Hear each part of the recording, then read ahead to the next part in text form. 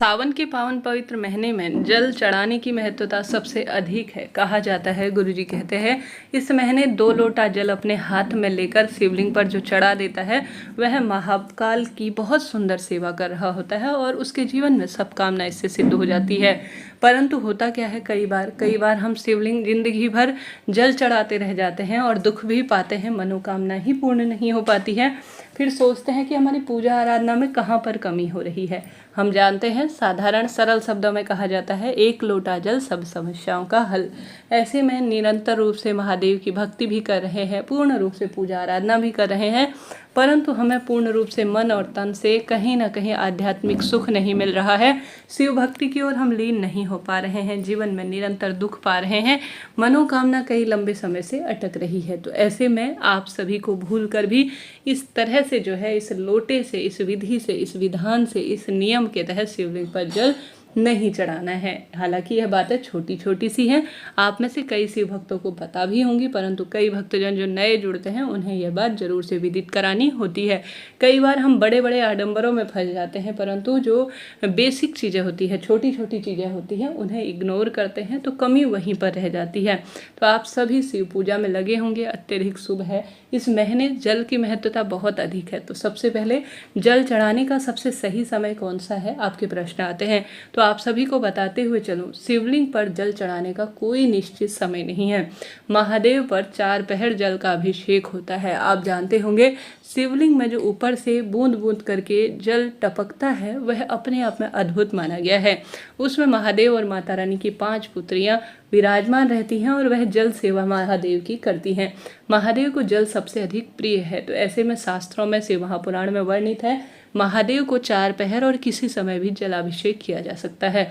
हालांकि शिव पूजा का सबसे अच्छा समय होता है ब्रह्म मुहूर्त में, अर्थात सुबह महादेव के मंदिर में जब पूर्ण रूप से शांत माहौल होता है, महादेव के हम सामने होते हैं, उनकी साधना आराधना और उन्हें रिझाने मनाने का प्रयत्न कर रहे होते हैं।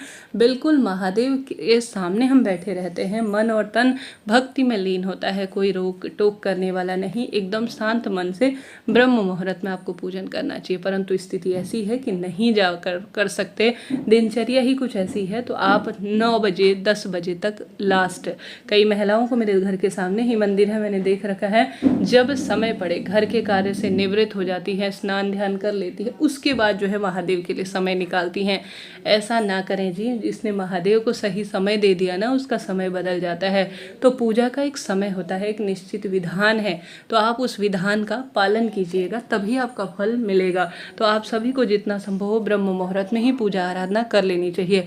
हालांकि महादेव की प्रदोष काल में, अर्थात थोड़ा सा अंधेरा रहे और हल्की सी रोशनी रहे, वह समय भी सर्वश्रेष्ठ समय जाना जाता है। प्रदोष व्रत हो, मासिक शिवरात्रि हो, सोमवार का दिन हो, तो प्रदोष काल में भी पूजा सर्वश्रेष्ठ कही गई है। तो समय का, अवधि का आप जरूर से ध्यान रखिएगा। उसके बाद जो जल का लोटा आप चुन रहे हैं वह कैसा चुन रहे हैं, इस बात का ध्यान रखें। शास्त्रों में कहा जाता है, तांबे का लोटा, कांसे का तो लोटा, पीतल का लोटा सबसे उत्तम माना जाता है। परंतु कांसा, तांबा और पीतल में कभी भी दूध, गुड़, शहद, शक्कर अगर आप मिला देते हैं तो एक विष आप बना रहे हैं, जहर मिला रहे हैं। तो आप साधारण सरल तरीके से इस बात का ध्यान रखें कि कभी भी तांबे के लोटे में आपको दूध नहीं मिलाना है, दही, शक्कर, घी, शहद नहीं मिलाना है। तांबे के लोटे में सिर्फ पानी रखना है, जल रखना है।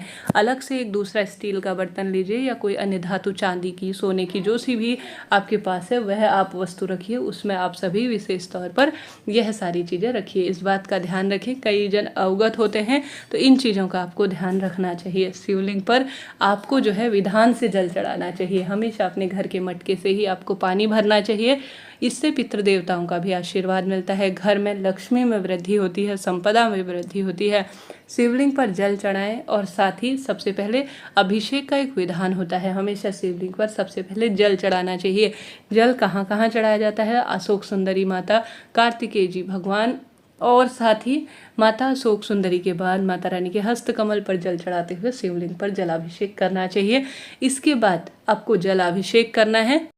साथ ही आपको जो जल के अभिषेक के बाद जो द्रव्य लेकर गए हैं, जैसे पंचामृत लेकर गए हैं, तो वह चढ़ाएं, फिर जल से अभिषेक करना चाहिए। यह जल के अभिषेक की सही विधि मानी जाती है। हमेशा शिवलिंग पर जल चढ़ाते हैं शिव मंदिर, तो कभी भी जल का लोटा खाली ना लाएं। इस बात का भी ध्यान रखें, आपको अंतिम छोर में जल जरूर से प्राप्त करना है। उस जल को आपको घर पर छिड़काव करना है और आचमन स्वरूप में ग्रहण करना है। यह जल अमृत तत्व के समान माना गया है। और इस बात का भी ध्यान रखें कि कभी भी शिव मंदिर का ही जल आपको प्रयोग में नहीं लेना है। शिव मंदिर का जल कई भक्तजन आलस करते हैं, वहीं से जल लेते हैं, वहीं से लोटा लेते हैं, शिवलिंग पर इसे चढ़ा देते हैं, तो इसका कोई खास फल नहीं मिलता है। हमेशा जो जल है वह घर से ले जाना चाहिए। आप सभी को इस नियम का ध्यान रखें, तभी आपकी पूजा आराधना सफल होगी। साथ ही इस बात का भी आपको ध्यान रखना चाहिए कि निरंतर प्रभु के चिंतन में आप ध्यान रखें कि किसी भी तरह से जो शिवलिंग पर चढ़ा हुआ जल है उसे आप लांघने न पाए। आपने देखा होगा जल जहाँ से शिवलिंग से बहता है वह स्थान जो है पवित्र माना जाता है, तो शिवलिंग की हमेशा आधी ही परिक्रमा की जाती है।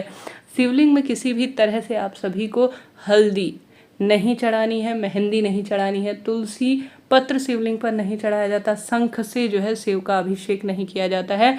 इन चीज़ों का आप सभी ध्यान रखते हुए कार्य कीजिएगा, तभी आपके उपाय पूजा पाठ फलित होगी। यह नियम जिसने मान लिए साधारण सरल तरीके से, वह जल का लोटा सब कुछ सुख के स्वरूप में प्राप्त कर लेता है। जीवन में हार रहे हैं तो नियम बना लीजिए कि सोमवार के दिन शिवलिंग में आप सभी अक्षत अर्थात चावल मिले हुए पानी या दूध मिला हुआ या पुष्प मिला हुआ जल समर्पित करेंगे। इससे सूर्य ग्रह की स्थिति मजबूत हो चंद्रमा की कुंडली स्थिति मजबूत होती है। मंगलवार के दिन मसूर की दाल जो शिवलिंग पर या लाल फूल जो है जल के लोटे में डालकर शिवलिंग पर चढ़ा देता है, उसके मांगलिक दोष दूर होते हैं और क्रोध कम आता है। बुधवार के दिन हरा मूंग या हरे रंग की जो है फूल पत्तियां जो भी आपको प्राप्त हो जाए वह जल के लोटे में चढ़ा देने से शिवलिंग से आप सभी को विशेष तौर पर बुध ग्रह की स्थिति मजबूत होती हुई प्राप्त होगी। गुरुवार के दिन पीला फूल या पीले चने की दाल या पीले चंदन मिश्रित जल या शहद मिश्रित जल शिवलिंग पर चढ़ाने से गुरु ग्रह स्वतः ही मजबूत हो जाता है। शुक्रवार की धातु लाल रंग की मानी जाती है। गुड़, कमल गट्टा का पानी या इत्र का पानी शिवलिंग पर चढ़ाने से रोग, संकट, कष्ट और धन लक्ष्मी के अभाव से जो परेशानी होती है उनसे मुक्ति मिलती है। शनिवार के दिन काले तिल या काले रंग की जो भी वस्तु, काली मिर्च, लौंग इत्यादि जल के लोटे में डालने से, नीला फूल डालने से शनि, राहु और पितृदोष की बाधा दूर होती है। रविवार के दिन गुड़ और गेहूं मिलाकर या लाल फूल मिलाकर जो भी शिवलिंग पर जल का अभिषेक कर देता है उसके भाग्य खुल जाते हैं। इन चीज़ों का ध्यान रखते हुए ही आप कार्य कीजिएगा। शिव मंदिर जाते हैं तो हमेशा पूजा की थाली सुसज्जित स्वरूप में तैयार करें। श्री शिवाय नमस्तुभ्यं मंत्र का जाप करें। जल के लोटे में आवश्यक रूप से प्रभु का नाम मंत्र करते हुए कोई ना कोई वस्तु मिलाएं, अपनी मार्चिस ले जाएं और हमेशा महादेव के निमित्त गोल बत्ती का घी का दीपक लगता है पूर्व या उत्तर दिशा की ओर पूजा के स्थल पर बैठे। इस बात का ध्यान रखें, समय समय पर अमावस्या तिथि, पूर्णिमा तिथि पर हमें गंगा जल, मिश्री जल भी शिवलिंग पर चढ़ाना चाहिए। इससे पितरों का भी आशीर्वाद मिलता है। आप सभी को सभी तीर्थ स्थलों से जल अपने घर भर कर लाना है, परंतु काशी से कभी भी जल अपने घर भर कर न लाए।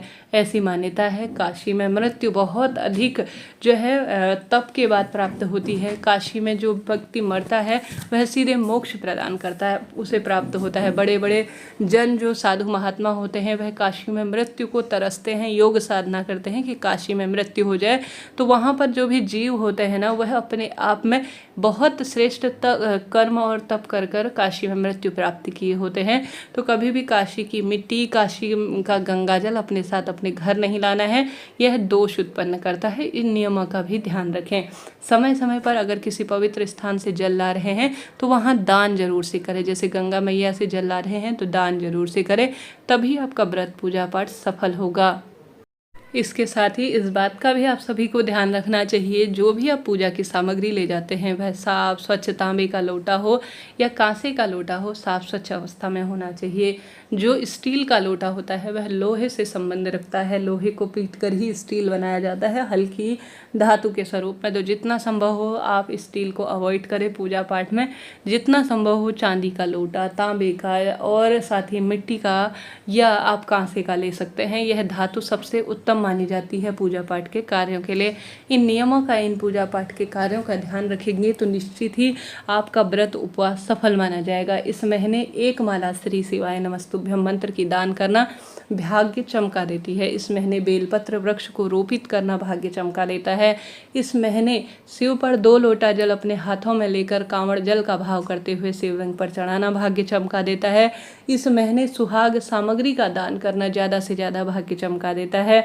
इस महीने भाग्य की रेखाओं को प्रबल करने के लिए किसी निर्धन गरीब जन की अपनी इच्छा शक्ति सामर्थ्य अनुसार सेवा करना, असहाय मानव की सेवा करना जो है सबसे बड़ा जो है महादेव का पूजा का हिस्सा होता है। आप भले ही पूजा पाठ कम करें परंतु नियम बांध लीजिए, घर पर आने वाले भिक्षुक जीव जंतु की जरूर से सेवा करें। महाकाल ओमकार रूप में सभी के भीतर विद्यमान है और भाग्य की रेखाओं को प्रबल करते हैं। बच्चे जिद्दपन करते हैं, क्रोधी हैं, रोग दोष से प्रभावित हैं, तो आप सभी को इस पावन पवित्र महीने में आवश्यक रूप से उन्हें आदत बना लेनी है। जब भी उन्हें समय मिले नानुकुर करते हैं, ज़बरदस्ती करें, अच्छी आदतें जो है अपने आप में लागू करने में थोड़ा कष्ट तो होता ही है। उन्हें आप ज़बरदस्ती कहें कि आपको यह कार्य करना ही है। बच्चे के हाथ से शिवलिंग पर ओम बनाएं, अपने पति को आदत बना लीजिए, घर पर सुंदर एक माहौल बनाइए। खासतौर पर महिला को नियमित रूप से यह कार्य करना चाहिए। नियमित रूप से अपने घर पर ध्यान भजन स्मरण करते हुए कपूर लौंग का जो है गूगल इत्यादि की धूप इत्यादि जरूर से दिखानी चाहिए। साथ ही समय समय पर शिव महापुराण कथा अपने मोबाइल में सुननी चाहिए ताकि दूसरों को भी इन चीज़ों की अनुभूति हो और यह ज्ञान उनके धीरे धीरे कानों से जाता हुआ मन मस्तिष्क पर असर करे। घर पर बीमार व्यक्ति है तो महामृत्युंजय मंत्र नियमित रूप से थोड़ा उच्च स्वर में आप गाएं, बोले या मोबाइल टेप रिकॉर्डर में सुनाएं। नियमित रूप से आप करेंगे यह कार्य तो आपके घर पर इसका प्रभाव होगा। सुबह शाम दीपक प्रज्वलित करना भी घर की नकारात्मक सब ऊर्जाओं का नाश कर देता है। नियम बना लीजिए, अगर मासिक धर्म की स्थिति रहती है तो बच्चों से यह कार्य कराएं परंतु इन कार्यों को छोड़ना नहीं है। यह आज के दौर में भागाभागी में हम भूल रहे हैं जिस कारण से कई दुख पाते हैं। छोटे छोटे कार्य हैं, छोटे छोटे से नियम हैं, इन नियमों को आप प्राप्त कर लेती हैं तो निश्चित ही आपको परम सुख मिलता है, संकट कष्ट पीड़ा से मुक्ति मिल जाती है। श्री शिवाय नमस्तुभ्यम।